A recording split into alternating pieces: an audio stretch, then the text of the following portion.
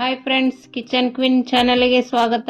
ಇವತ್ತು ನಾನು ನಿಮಗೆ ಅಕ್ಕಿ ನೆನೆಸದೆ ಹಿಟ್ಟು ರುಬ್ಬದೆ ಮಾಡುವಂಥ ದೋಸೆಯನ್ನು ಹೇಳಿಕೊಡ್ತಾ ಇದ್ದೀನಿ.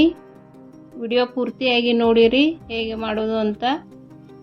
ಮೊದಲಿಗೆ 1 ಕಪ್ ಗೋಧಿ ಹಿಟ್ಟನ್ನು ತೆಗೆದುಕೊಂಡು ಈ ರೀತಿ ಸಾನಿಸಿಕೊಳ್ಳಬೇಕು. ಈಗ ಇದಕ್ಕೆ 1 ಕಪ್ ಅಕ್ಕಿ ಹಿಟ್ಟನ್ನು ಹಾಕಿ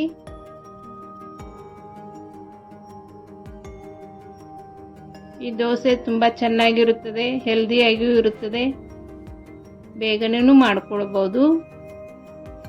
ಈಗ ಇದಕ್ಕೆ ಅರ್ಧ ಕಪ್ನಷ್ಟು ಕಡಲೆ ಹಿಟ್ಟನ್ನು ಹಾಕಿ ಚೆನ್ನಾಗಿ ಸಾನಿಸಿಕೊಳ್ಳಬೇಕು. ಕಡ್ಡಿ ಏನಾದರೂ ಇದ್ದರೆ ಕ್ಲೀನ್ ಆಗುತ್ತದೆ.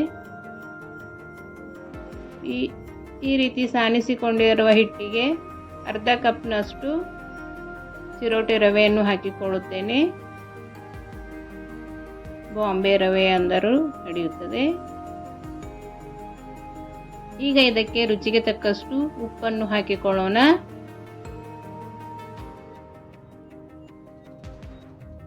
ಇದಕ್ಕೆ ಅರ್ಧ ಸ್ಪೂನ್ನಷ್ಟು ಸಕ್ಕರೆಯನ್ನು ಹಾಕಿಕೊಳ್ಳುತ್ತೇನೆ. ನಾನು ಹೇಳುವ ಮೆಥಡ್ನಲ್ಲಿ ಮಾಡಿ ನೋಡಿರಿ, ತುಂಬ ಚೆನ್ನಾಗಿ ಬರುತ್ತದೆ ದೋಸೆ. 1 ಚಿಟಿಕೆಯಷ್ಟು ಸೋಡಾ ಮತ್ತು ಅರ್ಧ ಕಪ್ನಷ್ಟು ಮೊಸರನ್ನು ಹಾಕಿಕೊಂಡು ಚೆನ್ನಾಗಿ ಮಿಕ್ಸ್ ಮಾಡಿಕೊಳ್ಳಬೇಕು.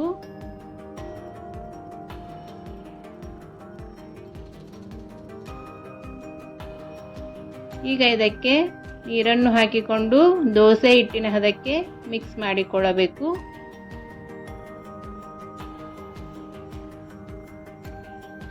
ಈ ರೀತಿ ಚೆನ್ನಾಗಿ ಮಿಕ್ಸ್ ಮಾಡಿಕೊಳ್ಳಬೇಕು.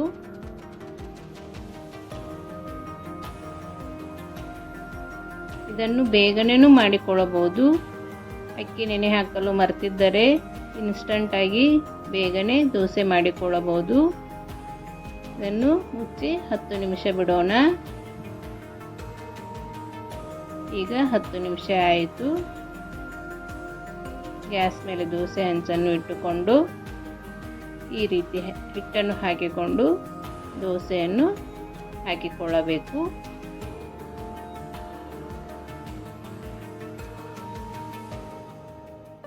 ಬಿಸಿ ಬಿಸಿ ತಿನ್ನಲು ದೋಸೆ ತುಂಬ ಚೆನ್ನಾಗಿರುತ್ತವೆ.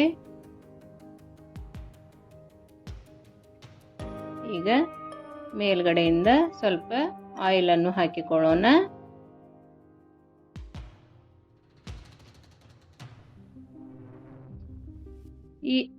ನಾನು ಹೇಳಿದ ಅಳತೆಯಲ್ಲಿ ಹಿಟ್ಟನ್ನು ಕಲಸಿಕೊಳ್ಳಿರಿ, ತುಂಬ ಚೆನ್ನಾಗಿ ದೋಸೆ ಏಳುತ್ತವೆ. ಈ ರೀತಿ ದೋಸೆಯನ್ನು ಹೊಳಿಸಿ ಹಾಕಿಕೊಳ್ಳಬೇಕು. 2 ಬದಿಯಲ್ಲಿಯೂ ಚೆನ್ನಾಗಿ ಬೇಯಿಸಿಕೊಳ್ಳಬೇಕು. ಹಿಟ್ಟು ಇರುವುದರಿಂದ ದೋಸೆ ಚೆನ್ನಾಗಿ ಬೇಯ್ದರೆ ಚೆನ್ನಾಗಿರುತ್ತದೆ.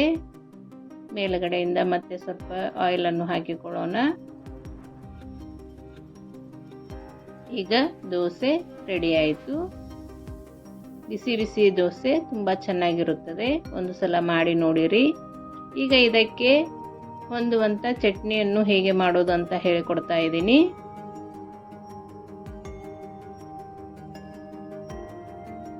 ವಿಡಿಯೋ ಪೂರ್ತಿಯಾಗಿ ನೋಡಿರಿ. ಈ ಚಟ್ನಿ ರೆಸಿಪಿಯು ತುಂಬ ಚೆನ್ನಾಗಿರುತ್ತದೆ. ಈಗ ಇದಕ್ಕೆ ಸ್ವಲ್ಪ ಹಸಿ ಕೊಬ್ಬರಿಯನ್ನು ಹಾಕಿಕೊಳ್ಳೋಣ. ಇದಕ್ಕೆ ರುಚಿಗೆ ತಕ್ಕಷ್ಟು ಉಪ್ಪನ್ನು ಹಾಕಿಕೊಳ್ಳೋಣ. ಸ್ವಲ್ಪ 1 ಚಿಟಿಕೆಯಷ್ಟು ಶುಗರನ್ನು ಹಾಕಿಕೊಳ್ಳೋಣ. ಸ್ವಲ್ಪ ಕರಿಬೇವು ಸೊಪ್ಪನ್ನು ಹಾಕಿಕೊಳ್ತಾ ಇದ್ದೀನಿ. ನಿಮಗೆ ಎಷ್ಟು ಖಾರ ಬೇಕು ಅಷ್ಟು ಹಸಿ ಮೆಣಸಿನಕಾಯಿಯನ್ನು ಹಾಕಿಕೊಳ್ಳಬಹುದು. ಸ್ವಲ್ಪ ಬೆಳ್ಳುಳ್ಳಿಯನ್ನು ಹಾಕಿಕೊಂಡೆ.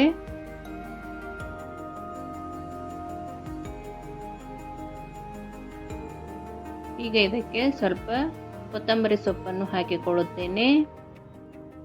ಸ್ವಲ್ಪ ಶುಂಠಿಯನ್ನು ಹಾಕಿಕೊಳ್ಳೋಣ. ಈ ಚಟ್ನಿ ಒಂದು ಸಲ ಮಾಡಿ ನೋಡಿರಿ, ತುಂಬ ರುಚಿಕರವಾಗಿರುತ್ತದೆ. ಅರ್ಧ ಸ್ಪೂನ್ನಷ್ಟು ಜೀರಿಗೆಯನ್ನು ಹಾಕಿಕೊಂಡಿದ್ದೇನೆ. ಈಗ ಇದಕ್ಕೆ ಸ್ವಲ್ಪ ಪುಟಾಣಿಯನ್ನು ಹಾಕಿಕೊಳ್ಳುತ್ತೇನೆ. ನಮ್ಮ ಸೈಡ್ ಇದಕ್ಕೆ ಪುಟಾಣಿ ಅನ್ನುತ್ತಾರೆ, ಬೆಂಗಳೂರು ಸೈಡ್ ಇದಕ್ಕೆ ಹುರಿಗಡಲೆ ಅನ್ನುತ್ತಾರೆ. ಸ್ವಲ್ಪ ಪುಟಾಣಿಯನ್ನು ಹಾಕಿಕೊಳ್ಳಬೇಕು. ಈಗ ಇದಕ್ಕೆ 2 ಸ್ಪೂನ್ನಷ್ಟು ಮೊಸರನ್ನು ಹಾಕಿಕೊಳ್ಳಬೇಕು. ಮೊಸರು ಹಾಕೋದರಿಂದ ಟೇಸ್ಟ್ ತುಂಬ ಚೆನ್ನಾಗಿ ಬರುತ್ತದೆ. ಈಗ ಮಿಕ್ಸಿ ಮಾಡಿಕೊಂಡೆ.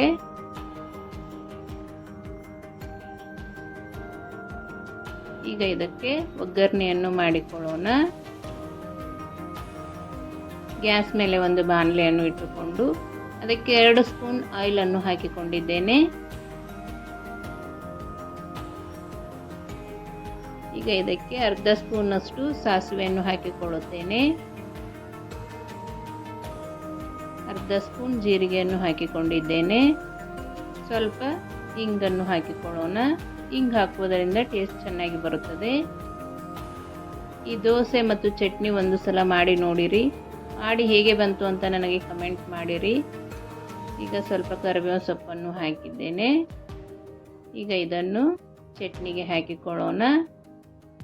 ನಾನು ಮಾಡುವ ಅಡಿಗೆಗಳು ನಿಮಗೆ ಇಷ್ಟವಾದಲ್ಲಿ ನಮ್ಮ ಚಾನಲನ್ನು ಸಬ್ಸ್ಕ್ರೈಬ್ ಮಾಡಿ, ಶೇರ್ ಮಾಡಿ, ಲೈಕ್ ಮಾಡಿ. ಪಕ್ಕದಲ್ಲೇ ಇರುವ ಬೆಲ್ ಐಕಾನನ್ನು ಪ್ರೆಸ್ ಮಾಡಿ. ಈಗ ದೋಸೆ ಚಟ್ನಿ ರೆಡಿ ಆಯಿತು.